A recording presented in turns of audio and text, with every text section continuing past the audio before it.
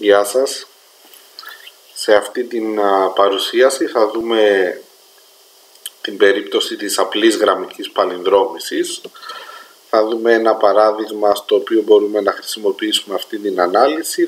Θα την πραγματοποιήσουμε στο SPSS και θα ερμηνεύσουμε τα αποτελέσματά της. Για το λόγο αυτό ανοίγουμε κάποια σχετικά δεδομένα. Βλέπουμε στο αρχείο μας τι αφορούν αυτά τα δεδομένα.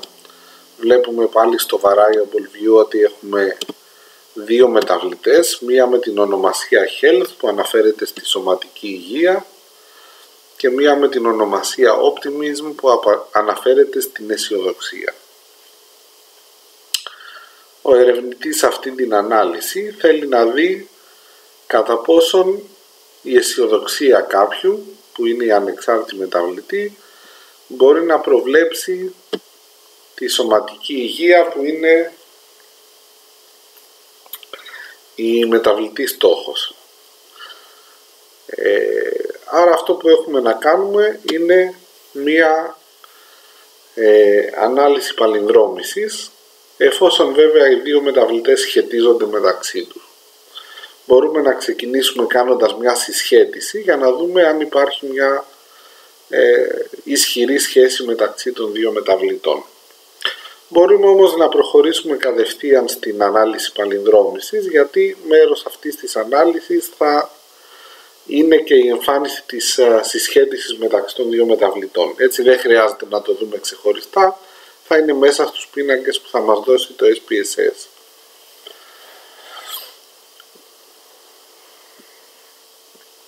Μπορούμε λοιπόν να προχωρήσουμε στην επιλογή Analyze.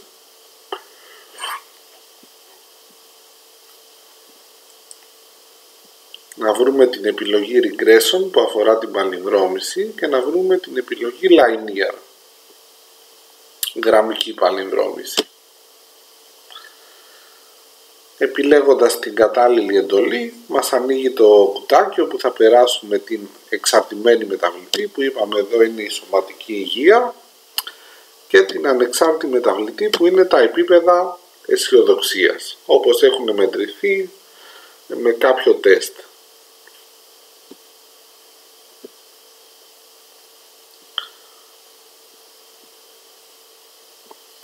Μπορούμε να ζητήσουμε πάλι πλέον κάποια descriptives, κάποιες περιγραφικές πληροφορίες,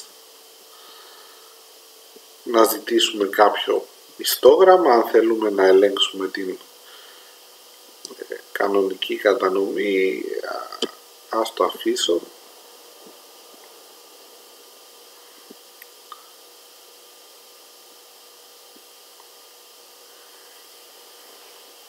Ωραία.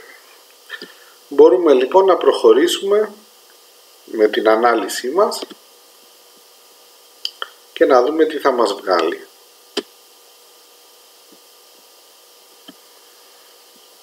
Αυτό που μας βγάζει το SPSS είναι διάφοροι πίνακες. Βλέπουμε καταρχάς τα περιγραφικά στοιχεία, το μέσο όρο, την τυπική απόκλιση και τον αριθμό στον οποίο βασίζονται οι εκτιμήσεις της σωματικής υγείας και της αισιοδοξίας.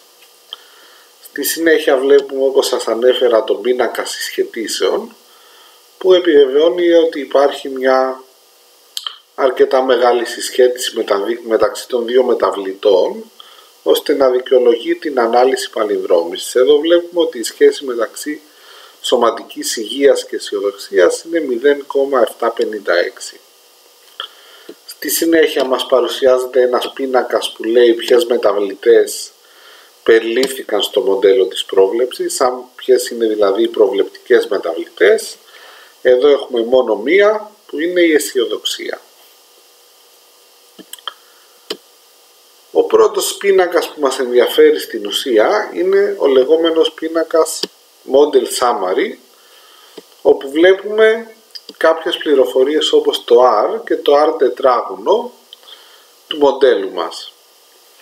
Στην ουσία θα εστιάσουμε την προσοχή μας στη στήλη R τετράγωνο που είναι 0,57, πάλι στρογγυλοποιώντας τα δύο δεκαδικά ψηφία. Αυτό σημαίνει ότι 57% περίπου της συνολικής διακύμανσης της εξαρτημένης μας μεταβλητής εξηγείται από την αισιοδοξία. Ένα μεγαλύτερο ποσοστό από το μισό, μεγαλύτερο από το 50%, είναι ένα σημαντικό ποσοστό και άρα είναι ένα χρήσιμο στατιστικό μοντέλο πρόβλεψης. Στην ουσία δηλαδή το R τετράγωνο αυτό είναι ένας τρόπος να ποσοτικοποιήσουμε το πόσο πετυχημένο είναι το μοντέλο μας και όσο περισσότερο πλησιάζουμε στο 100% ή στο 1, τόσο το καλύτερο. Στη συνέχεια μας δίνει το SPSS ένα πίνακα με την ονομασία ANOVA που έχει να κάνει με κάποιον έλεγχο πάλι τυπικό που δεν μας ενδιαφέρει και πολύ και θα τον ξεπεράσουμε. Στην ουσία εφόσον δεν έχουμε παραβλέψει κάποιες από τις προϋποθέσεις της παλινδρόμησης, αυτός ο πίνακας θα βγαίνει πάντα στατιστικά σημαντικός όπως σε αυτή την περίπτωση, άρα δεν είναι κάτι ιδιαίτερα βοηθητικό. Το δεύτερο σημαντικό στοιχείο που μας ενδιαφέρει, ο δεύτερος πίνακας δηλαδή μετά το Model Summary, είναι ο πίνακας με την ονομασία Coefficients, όπου εκεί μπορούμε να λάβουμε πληροφορίες για τις σταθερές α και β που εκφράζουν το μοντέλο πρόβλεψης που μας ενδιαφέρει, που εκφράζουν τη σχέση μεταξύ των δύο μεταβλητών, της σωματικής υγείας και της αισιοδοξίας. Στην ουσία, στη στήλη Β θα βρούμε κάποιες πληροφορίες για αυτούς τους συντελεστές. Στην πρώτη γραμμή έχουμε το συντελεστή με το όνομα Constant, δηλαδή το συντελεστή α. Ενώ στη δεύτερη γραμμή έχουμε το συντελεστή β, που είναι ο συντελεστής που πολλαπλασιάζεται με τη μεταβλητή αισιοδοξία. Και έχουμε και τις σχετικές, τα σχετικά significance, όπου μπορούμε να δούμε αν αυτοί οι δύο αν αυτοί οι δύο συντελεστές είναι στατιστικά σημαντικοί. Στην ουσία η σταθερά είναι σχεδόν πάντα πάλι στατιστικά σημαντική. Αυτό που μας ενδιαφέρει εδώ είναι η μεταβλητή αισιοδοξία, που ήταν η κύρια μεταβλητή ενδιαφέροντός μας και η οποία είναι πράγματι στατιστικά σημαντική γιατί είναι μικρότερη του 0,05. Σε αυτή την περίπτωση βασικά είναι μικρότερη του 0,001. Άρα, ολοκληρώνοντας την ανάλυση μας, θα λέγαμε ότι μπορούμε να προβλέψουμε σε ένα σημαντικό βαθμό τη σωματική υγεία κάποιου με βάση τις μετρήσεις αισιοδοξίας που είχαμε. Συγκεκριμένα μπορούμε να προβλέψουμε το 57,1% της συνολικής διακύμανσης στη μέτρηση της σωματικής υγείας. Και αυτό το επιτυχάνουμε μέσω της αισιοδοξίας, η οποία αποτελεί ένα σημαντικό προβλεπτικό παράγοντα για την σωματική υγεία, και συγκεκριμένα μπορούμε να δούμε ότι το β, δηλαδή ο συντελεστής β που συνδέει την αισιοδοξία με τη σωματική υγεία, είναι 0,359.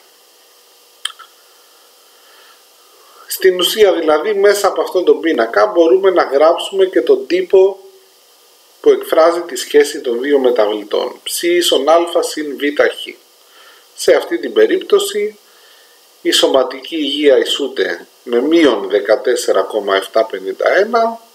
συν 0,36 επί αισιοδοξία.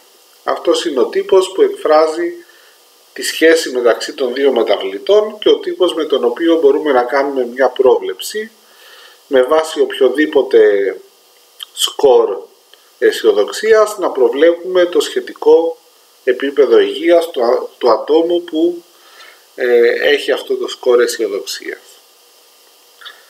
Αυτή ήταν η ανάλυση της γραμμικής παλινδρόμησης. Είναι απλή και εύκολη. Γεια σας.